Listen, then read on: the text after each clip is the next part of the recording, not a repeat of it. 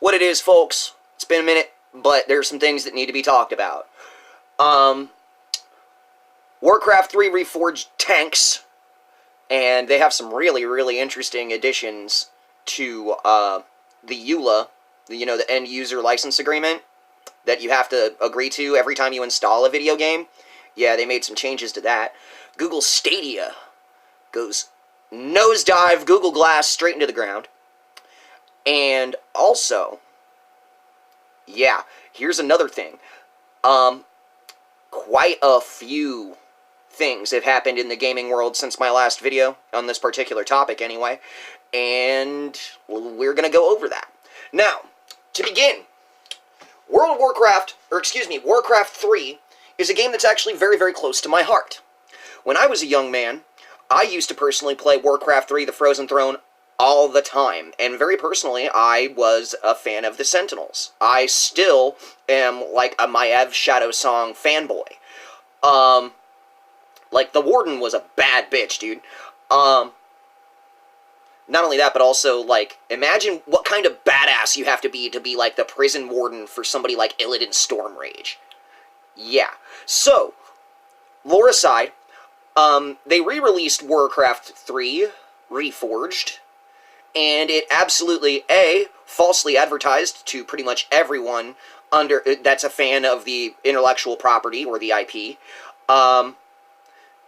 It was absolutely absurd how they set these expectations and had an Anthem level of fucking failures, miserable goddamn failures, throughout this entire process.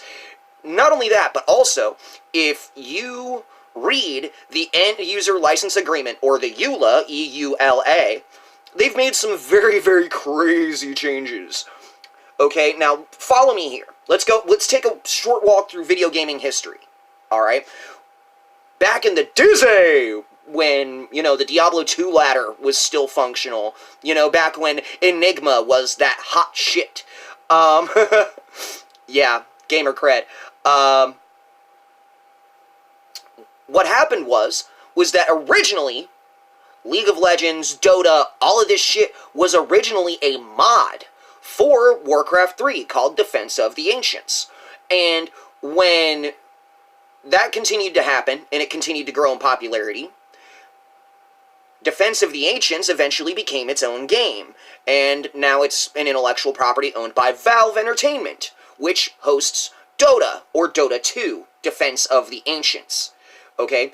And furthermore, it spawned League of Legends. Now, I personally love League of Legends. It's like brain football. I don't personally play anymore, but there are a couple streamers whose games I watch like some people watch football, dude. Like, it's a lot of fun when you understand what you're looking at.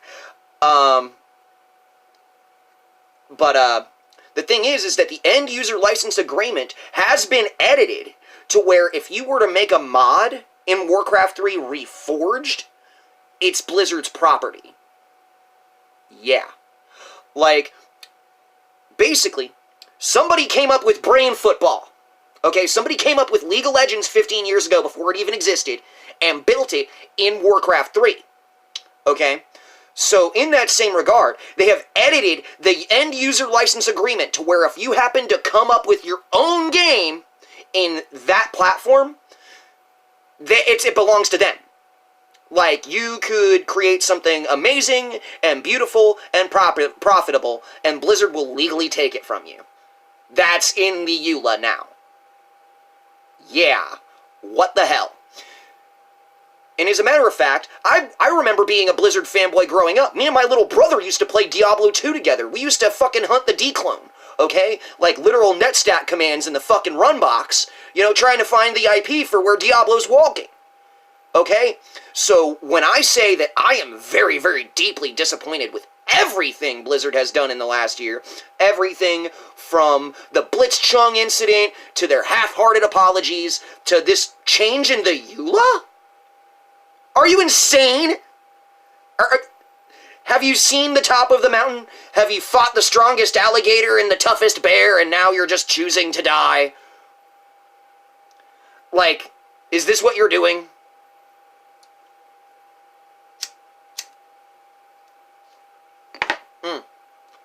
moving forward. Google Stadia. This is an absolute fucking boondoggle. Okay? You didn't learn from Google Glass. And you have to understand something. When you have to physically buy the unit, you have to have an incredibly stable and very, very good internet connection, and a lot of other things, including, but not limited to, you will never own physical copies of your video games? You should have known that was a terrible fucking idea. What the hell was that?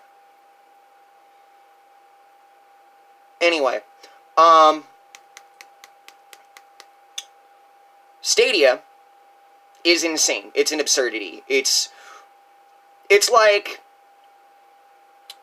it's trendy video game crap for people that eat avocado toast, but wouldn't know a PlayStation if they saw one. Okay? Like, oh yeah, video games. Yeah. Dude.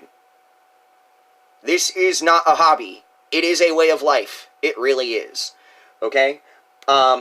So in that same regard, if, say, there's a bad rainstorm, and there's a problem at the central hub for your local cable communications company, you can't play your video games. Power's on, but the net's out. Think about it, dude. Whereas me, personally, I have hard copies of Doom 2016, Horizon Zero Dawn, Elder Scrolls Skyrim, things like that, just in case circumstances screw me, I still have video games to play. This is why the console will never ever be phased out or forgotten, okay? Like, keyboard and mouse peripherals, that's being phased out by the smartphone.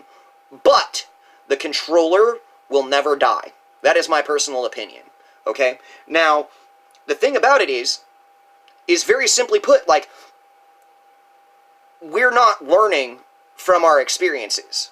And by we, I mean Google. Alright?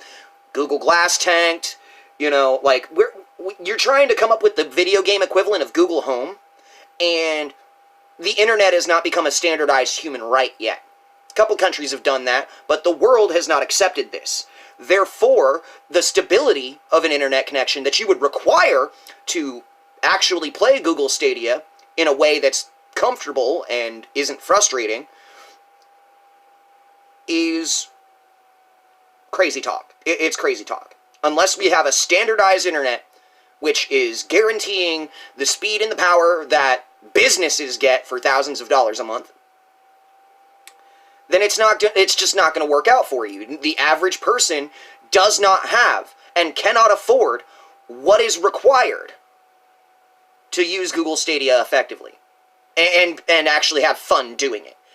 I could think of a couple people I know personally that would, consume some of their time trying to get the shit to work. But other than that, I don't see it ever being successful. Then the third thing I wanted to talk about, which I don't really remember what it was. Hold on. There was Warcraft 3 in the EULA agreement, Stadia taking a nosedive. And, oh, this is one thing that I've wanted to mention.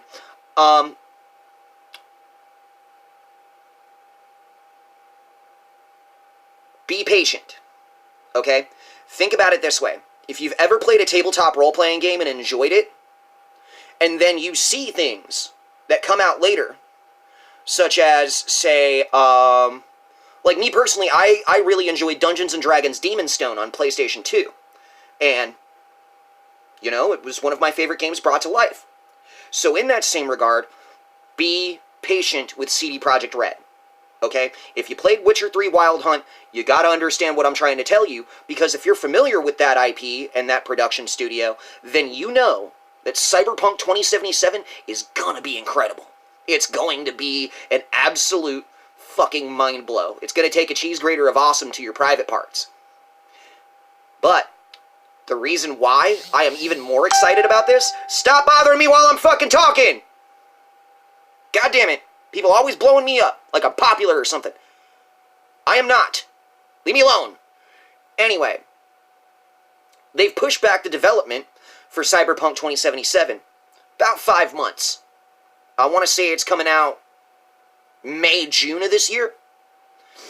So, when we've already been talking about this for 2 years, and they push back development 5 months, not only that, but also CD Projekt Red has put out quality entertainment products such as The Witcher, then very simply put, all we can do is look at CD Projekt Red's reputation and their previous works, and in the climate of the gaming industry as it stands today, I really feel that CD Projekt Red and the intellectual property owner for Cyberpunk as a tabletop game, I can't remember his name,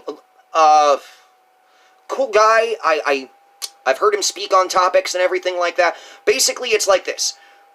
The guy who came up with Cyberpunk 2077 is like the opposite of the writer of The Witcher, okay? So in that same regard, this awesome tabletop game, like, I want to say Cyberpunk is like, you know, the primordial ooze of amazing things like Shadowrun, okay? I love Shadowrun. Shadowrun Returns was like out of the fucking park.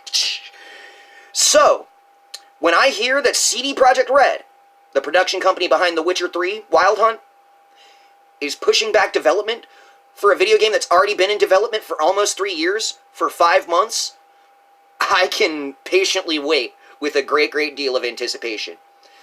Anyway, also, if you've actually made it all the way through this video, I'm announcing that I'm going to start another channel.